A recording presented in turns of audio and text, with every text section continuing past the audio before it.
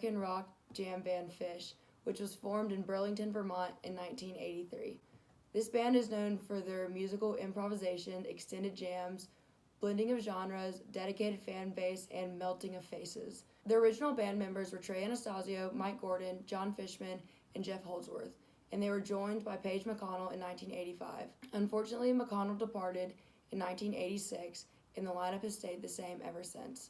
Phish began performing outside of New England in the late 1980s and started gaining popularity in the mid-1990s.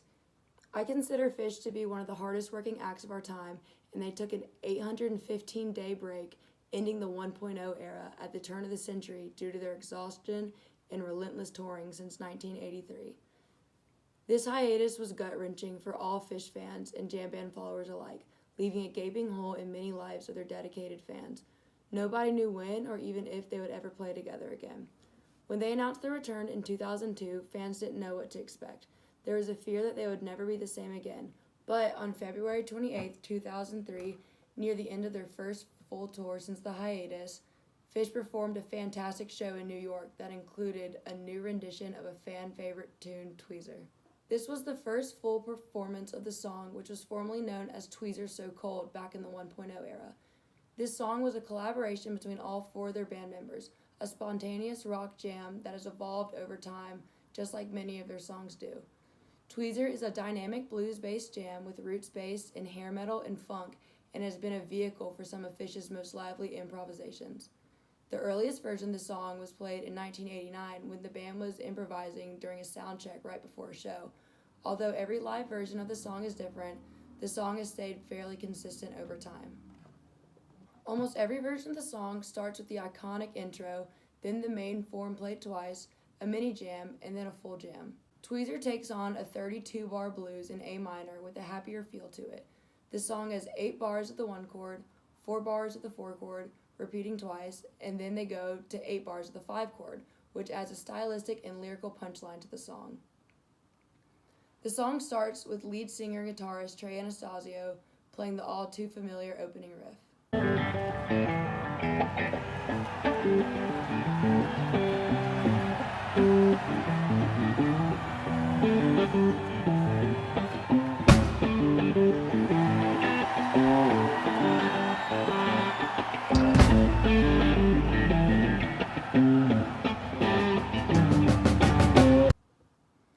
This riff almost sounds identical to the riff in Time Out by Joe Walsh.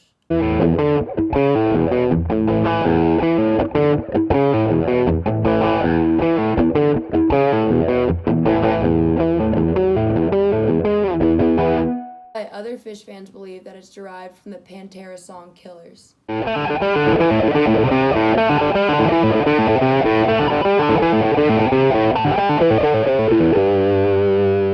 riff uses all notes of the A minor pentatonic scale. The pentatonic scale is so common in all music around the world, it almost seems as if it's from the psychological theory of the collective unconscious, which is the belief that certain morals and language patterns are part of the unconscious mind derived from ancestral memory and common human experience. After around 4 to 8 of the intro riff playing, the rest of the band joins in. Drummer John Fishman plays the song's iconic funky drum beat, which adds in syncopated punches, creating an infectious groove alongside Anastasio's riff.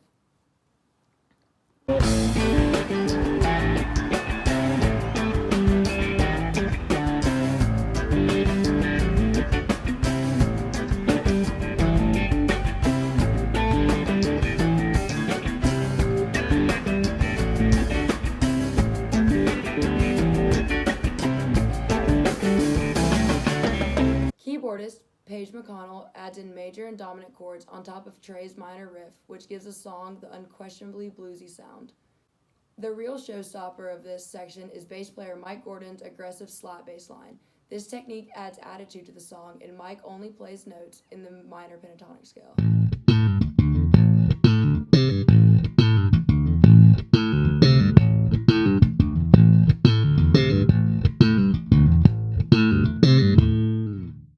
When the song hits the 4 chord, the song stylistically takes a 180, and instead of playing chords, they play a harmonized lick bouncing around a D9 chord. Won't you step into the freezer?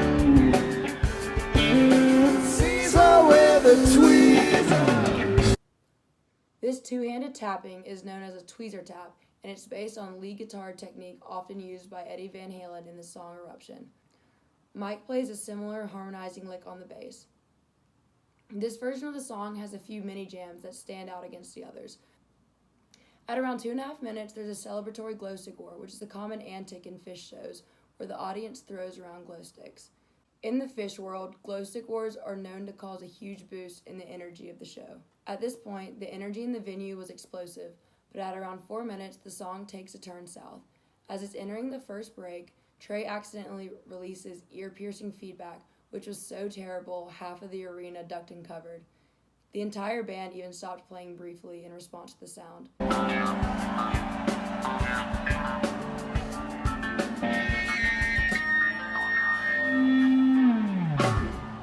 This is incredibly uncharacteristic for Phish since they have decades of live experience under their belt. Moments later, Trey brings his effect back in just in time for the downbeat of the main riff.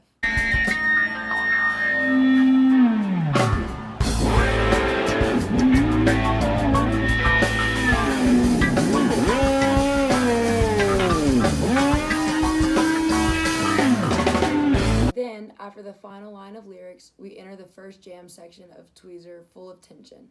This part of the jam is typically atonal. It's not in a major or minor key, and it's not even in the key of A anymore. It's just nonsense, clashing, and noise. Look who's in the freezer. Uncle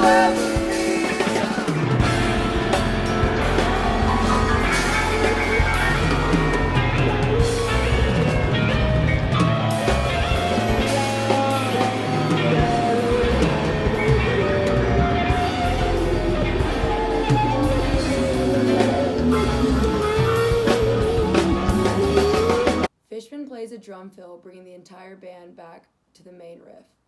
In this version, Trey overshoots the landing and doesn't lock in at the same time as the rest of the members do. Instead, he improvises a lick that does an exceptional job at raising the excitement in the room. This magic trick consists of Trey looping a short phrase, then pitch bending the riff, giving it a swirly quality.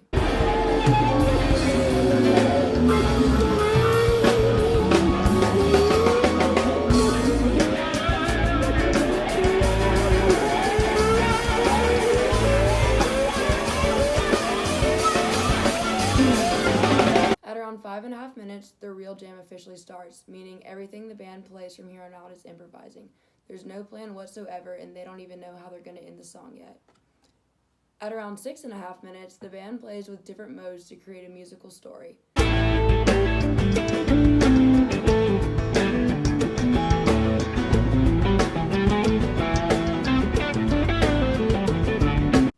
About 30 seconds later, the jam changes from good to legendary. Fishman crafts a beautiful beat that accentuates 30-second notes on his ride cymbal.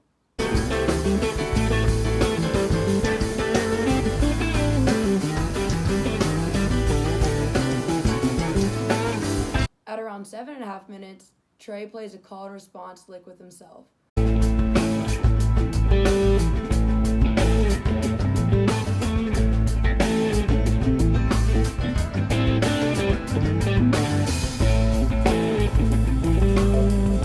The next few minutes is the band just wandering.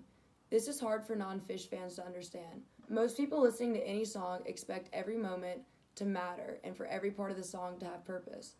Phish songs tend to wander around only to end up being a song that could never have happened or had the same feelings without the wandering. A bit later, there's an emotional shift in the jam caused by Page playing a synthesizer sound, and Phish drops back into the ride cymbal beat. It's quiet but still groovy and danceable. The next few minutes rides off this energy and is quite mysterious. Phish keeps grooving and wandering until about the 19-minute mark, when they find themselves in a syncopated funk groove where Trey mimics the drums.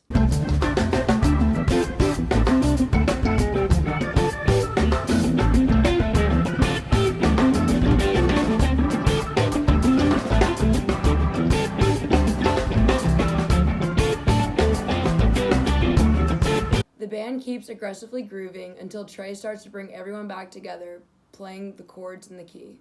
Trey then rips through blues licks as the band sails through the last of the jam, supporting Trey in his genius antics. Trey then dabbles on the root and the fourth chord, letting the band know that this jam is coming to an end. Finally, after 27 minutes of face-melting jams, the song slowly winds down for a few minutes in a swirly sound. Trey leaves us with a pitch-bending loop slowly decaying into oblivion as the audience is left speechless in its glorious wake.